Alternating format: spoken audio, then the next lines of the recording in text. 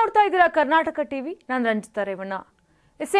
ಇಂದು ಅಹಮದಾಬಾದ್ನಲ್ಲಿ ಅಪಘಾತಕ್ಕೀಡಾದಂತ air India Boeing 787 dream ಲೈನರ್ನಲ್ಲಿದ್ದಂತ ಗುಜರಾತ್ನ ಮಾಜಿ ಮುಖ್ಯಮಂತ್ರಿ ಪ್ರಧಾನಿ ನರೇಂದ್ರ ಮೋದಿ ಅವರ ಆಪ್ತ ವಿಜಯ್ ರೂಪಾನಿ ಸಾವನ್ನಪ್ಪಿರುವ ಆಘಾತಕಾರಿ ಮಾಹಿತಿ ಈಗ ಲಭ್ಯವಾಗ್ತಾ ಇರುವಂತದ್ದು. ಏನು ವಿಮಾನದಲ್ಲಿದ್ದಂತ ಮುಖ್ಯಮಂತ್ರಿ ವಿಜಯ್ ರೂಪಾನಿ ಅವರ ಕೊನೆಯ ಫೋಟೋ ಇದೀಗ ಸಾಮಾಜಿಕ ಜಾಲತಾಣದಲ್ಲಿ ವೈರಲ್ ಕೂಡ ಆಗ್ತಾ ಇದೆ. ರೂಪಾನಿ ತಮ್ಮ ಪತ್ನಿ ಮತ್ತು ಮಗಳನ್ನ ಭೇಟಿ ಮಾಡಲು ಲಂಡನ್ಗೆ ತೆರಳ್ತಾ ಇದ್ರು. ವಿಜಯ್ ರೂಪಾನಿ ಅವರ ಪತ್ನಿ ಅಂಜಲಿ ಅವರೊಂದಿಗೆ ಭಾರತಕ್ಕೆ ಕರೆದುಕೊಂಡು ಬರಲು ಹೋಗ್ತಾ ಇದ್ರು. ಫ್ಲೈಟ್ನಲ್ಲಿದ್ದರು ಗುಜರಾತ್ ಮಾಜಿ ಸಿಎಂ ವಿಜಯ್ ರೂಪಾನಿ. ಪ್ರಮುಖವಾಗಿ ಇಂದು ಸಂಭವಿಸಿದಂತ ಅಹಮದಾಬಾದ್ ವಿಮಾನ ದುರಂತಕ್ಕೆ ನಿಖರವಾದ ಕಾರಣ ಇನ್ನೂ ಕೂಡ ತಿಳಿದು ಬಂದಿಲ್ಲ. ಆದ್ರೆ ಮೇಲ್ನೋಟಕ್ಕೆ ಇದೊಂದು ತಾಂತ್ರಿಕ ದೋಷದ ಕಾರಣಕ್ಕೆ ಸಂಭವಿಸಿದೆ ಅಂತ ಕೂಡ ಹೇಳಲಾಗ್ತಾ ಇದೆ.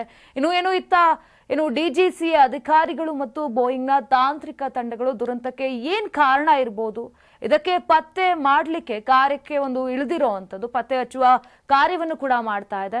ಅಲ್ಲದೆ ಏರ್ ಇಂಡಿಯಾ ವಿಮಾನ AI-171 ಬೋಯಿಂಗ್ ಮತ್ತು 787 ಡ್ರೀಮ್ ಲೈನರ್ ಅಹಮದಾಬಾದ್ನ ಸರ್ದಾರ್ ವಲ್ಲಭಾಯ್ ಪಟೇಲ್ ಅಂತಾರಾಷ್ಟ್ರೀಯ ವಿಮಾನ ನಿಲ್ದಾಣದಿಂದ ಮಧ್ಯಾಹ್ನ 1:39ಕ್ಕೆ ISTಯ ಲಂಡನ್ ಗ್ವಾಟ್ವಿಕ್ಗೆ ಹೊರಡ್ತಿತ್ತು. ಆದರೆ ಈ ವಿಮಾನದಲ್ಲಿ ರೂಪಾನಿ ಸೇರಿದಂತೆ ಒಟ್ಟು 242 ಜನರು ಪ್ರಯಾಣವನ್ನ ಮಾಡ್ತಾ ಇದ್ರು. ಟೇಕ್ ಆಫ್ ಆದ ಕೆಲವೇ ಕ್ಷಣಗಳಲ್ಲಿ ಹಾಸ್ಟೆಲ್ ಗೋಡೆಗೆ ಅಪ್ಪಳಿಸಿದಂತ ವಿಮಾನ ಟೇಕ್ ಆಫ್ ಆದ ಕೆಲವೇ ಸೆಕೆಂಡ್ಗಳಲ್ಲಿ ಮೇಡೆ ಎಂಬ ಡೇಂಜರ್ ಸಂದೇಶವನ್ನ ನೀಡಲಾಗಿತ್ತು. ಈ ಮೇಡೆ ಎನ್ನುವುದು ಗಂಭೀರ ತುರ್ತು ಪರಿಸ್ಥಿತಿಯನ್ನ ಸೂಚನೆ ಕೂಡ ಮಾಡುತ್ತೆ. ಆದರೆ ವಿಮಾನವು ವಾಯು ಸಂಚಾರ ನಿಯಂತ್ರಣದೊಂದಿಗೆ ಸಂಪರ್ಕವನ್ನ ಕಳೆದುಕೊಂಡಿತ್ತು. ರಾಡರ್ ದತ್ತಾಂಶದ ಪ್ರಕಾರ ವಿಮಾನವು ವೇಗವಾಗಿ ಇಳಿಯಲು ಪ್ರಾರಂಭಿಸುವ ಮೊದಲು ಕೇವಲ 625 ಅಡಿ ಎತ್ತರಕ್ಕೆ ಹಾರಿದ್ದ ವಿಮಾನ ವಿದ್ಯಾರ್ಥಿಗಳು ಊಟ ಮಾಡ್ತಾ ಇದ್ದಂತ ಹಾಸ್ಟೆಲ್ಗೆ ಅಪ್ಪಳಿಸಿದೆ. ಆ ಗೋಡೆಗೆ ವಿಮಾನ ಬಂದು ಅಪ್ಪಳಿಸಿರುವಂತದ್ದು. ಇದರಿಂದಾಗಿ ಬೆಂಕಿ ಹೊತ್ತಿಕೊಂಡು ದಟ್ಟ ಹೊಗೆ ಆವರಿಸಿ ದುರಂತ ಕೂಡ ಈಗ ಸಂಭವಿಸಿದೆ. ABVPಯಿಂದ ಸಿಎಂ ಗಾದಿಯವರೆಗೂ ವಿಜಯ್ ರೂಪಾನಿ ಹಾದಿ ಹೇಗಿತ್ತು? 1956ರಲ್ಲಿ ಇಂದಿನ ಮಯನ್ಮಾರ್ ದೇಶದ ರಂಗೋನ್ನಲ್ಲಿ ಜೈನ್ ಬನಿಯಾ ಸಮುದಾಯದಲ್ಲಿ ಜನಿಸಿದಂತ ವಿಜಯ್ ರೂಪಾನಿ ಅವರ ಕುಟುಂಬ ರೀತಿಯಾಗಿ ಮುಂದೆ ಗುಜರಾತಿನ ರಾಜ್ಕೋಟ್ಗೆ ವಲಸೆಯಾಗಿ ಬರುತ್ತೆ. BA LLB ಪದವೀಧರರು ಕೂಡ ಆಗಿದ್ದಾರೆ. ಅವರ ತಂದೆ ರಮಣಿಕಾಲ್ ರೂಪಾನಿ, ತಾಯಿ ಮಾಯಾಬೆನ್ ವಿದ್ಯಾರ್ಥಿ ಜೀವನದಿಂದಲೇ ರೀತಿಯಾಗಿ ಅಖಿಲ ಭಾರತೀಯ ವಿದ್ಯಾರ್ಥಿ ABVP ಅಂತ ಕರಿತೀವಿ, ಈ ಪರಿಷತ್ತಿನ ಸಕ್ರಿಯ ಸದಸ್ಯರಾಗಿ ಕೆಲಸ ಕೂಡ ಮಾಡಿದ್ರು. ಸನ್ 1971ರಲ್ಲಿ ರಾಷ್ಟ್ರೀಯ ಸ್ವಯಂ ಸೇವಕ ಸಂಘ ಮತ್ತು ಬಿಜೆಪಿಗೆ ಅಧಿಕೃತವಾಗಿ ಸೇರ್ಪಡೆ ಕೂಡಗೊಳ್ತಾರೆ. ಅಲ್ಲದೆ ಸ್ಟಾಕ್ ಬ್ರೋಕರ್ ಆಗಿಯೂ ಅವರು ಷೇರುಪೇಟೆಯಲ್ಲಿ ಕೆಲಸವನ್ನ ಮಾಡಿದ್ರು. ಮೋದಿ ಆಪ್ತ ದುರಂತ ಅಂತ್ಯ. ವಿಜಯ್ ರೂಪಾನಿ ರಾಜಕೀಯ ಹಾದಿ ಹೇಗಿತ್ತು ಗೊತ್ತಾ? ವಿಜಯ್ ರೂಪಾನಿ ಪಕ್ಷ ಮತ್ತು ಸಂಘಟನೆಯ ತತ್ವ ಸಿದ್ಧಾಂತಗಳಿಗೆ ನಿಷ್ಠಾವಂತ ಕಾರ್ಯಕರ್ತ ಆಗಿದ್ರು. 1976ರಲ್ಲಿ ತುರ್ತು ಪರಿಸ್ಥಿತಿಯ ವಿರುದ್ಧ ನಡೆಸಿದ ಹೋರಾಟ ಅವರಿಗೆ ರೀತಿಯಾಗಿ 11 ತಿಂಗಳ ಜೈಲು ವಾಸದ ರುಚಿಯನ್ನ ಕೂಡ ಉಣಬಡಿಸಿತ್ತು. 1978ರಿಂದ 1981ರವರೆಗೆ RSSನ ಪ್ರಚಾರಕರಾಗಿಯೂ ಕೂಡ ಜವಾಬ್ದಾರಿಯನ್ನ ನಿರ್ವಹಿಸಿದ ವಿಜಯ್ ರೂಪಾನಿಗೆ 2006ರಲ್ಲಿ ಗುಜರಾತ್ನ ಪ್ರವಾಸೋದ್ಯಮ ಅಭಿವೃದ್ಧಿಯ ಜವಾಬ್ದಾರಿಯನ್ನ ಕೂಡ ಬಿಜೆಪಿ ನೀಡಿತ್ತು.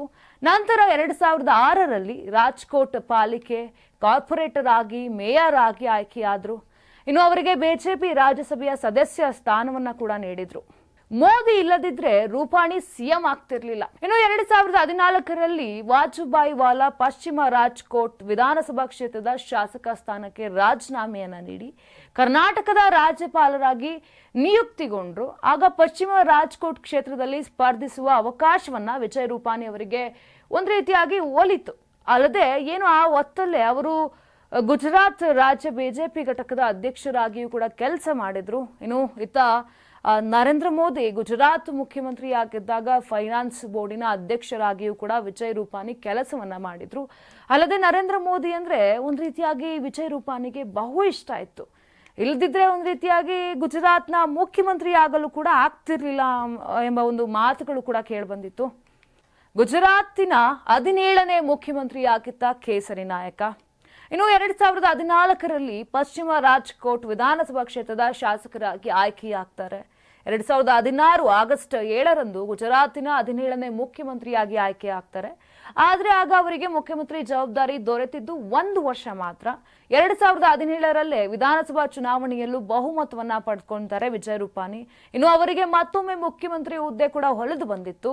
ಪ್ರಧಾನಿ ನರೇಂದ್ರ ಮೋದಿ ಆಪ್ತರಾಗಿ ಗುಜರಾತ್ನಲ್ಲಿ ಉತ್ತಮ ಆಡಳಿತವನ್ನ ನೀಡಿದ್ದ ವಿಜಯ್ ರೂಪಾನಿ ದುರಾದೃಷ್ಟವತ್ತಿಂದು ಸಂಭವಿಸಿರೋ ಭೀಕರ ವಿಮಾನ ದುರಂತದಲ್ಲಿ ದಾರುಣ ಅಂತ್ಯ ಕಂಡಿರುವುದು ಒಂದು ರೀತಿ ಬಿಜೆಪಿಯ ಪಾಲಿಗೆ ಹಾಗೂ ವೈಯಕ್ತಿಕವಾಗಿ ಪ್ರಧಾನಿ ಮೋದಿ ಅವರಿಗೆ ತುಂಬಲಾರದ ನಷ್ಟವಾಗಿದ್ದು ಮಾತ್ರ ವಿಪರ್ಯಾಸವೇ ಸರಿ. ನಾನು 86 ಕೆಜಿ ಇದ್ದವಳು 71 ಕೆಜಿ ಬಂದಿದ್ದೀನಿ. ವಯಸ್ಸಾದ್ಮೇಲೆ ಸ್ಮಾರ್ಟ್ ಆಗಿ ಕಾಣ್ತೀರ ಅಂದ್ರೆ ಜಿನ್ನಿ. 126 ಕೆಜಿ ವೇಟ್ ಇದ್ದು ನಾವು ಈಗ 114 ಕೆಜಿ ಲೆಕ್ಕ ಬಂದಿದ್ದೀವಿ. ಯಾವುದೇ ಸೈಡ್ ಎಫೆಕ್ಟ್ ಆಗಿಲ್ಲ. 84ರಿಂದ 50 ಕೆಜಿ ಬಂದೆ. ಆಮೇಲೆ ಸಣ್ಣಗೆ ಫಿಟ್ ಆಗಿದ್ದೀನಿ. ಅದಕ್ಕೆ ನಾನು ಯೂಸ್ ಮಾಡ್ತಾ ಇರೋದು ಜೀನಿ ಸ್ಲಿಮ್.